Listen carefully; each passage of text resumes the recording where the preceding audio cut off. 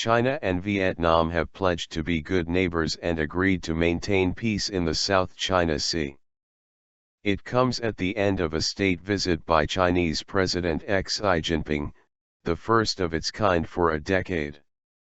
The two sides agreed to avoid any acts that complicate their dispute in the sea where they have competing claims.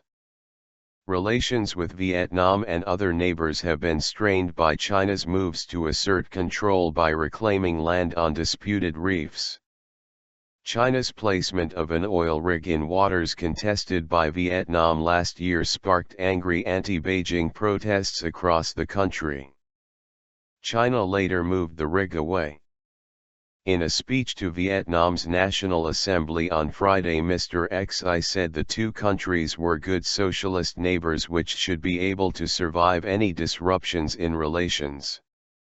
We are willing to carry on with the good tradition of learning from each other, supporting each other, working together for the development of our two countries' socialism and the happiness of our people, he said. Separately, China's Foreign Minister Wang Yi has reiterated in a phone call to U.S. Secretary of State John Kerry that the recent presence of a U.S. warship in waters claimed by China had harmed relations.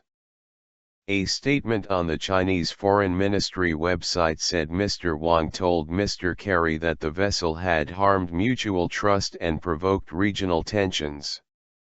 The U.S. has pledged to continue patrols in the South China Sea following last week's sailing of the USS Lassen within the 12 nautical mile exclusion zone China has declared around the Spratly Islands.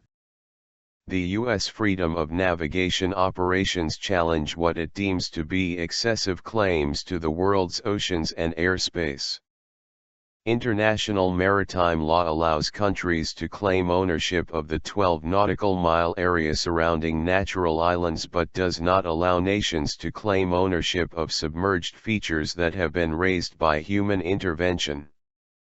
The U.S. has called on China to stop land reclamation and construction of facilities such as airstrips and buildings, which others see as militarization.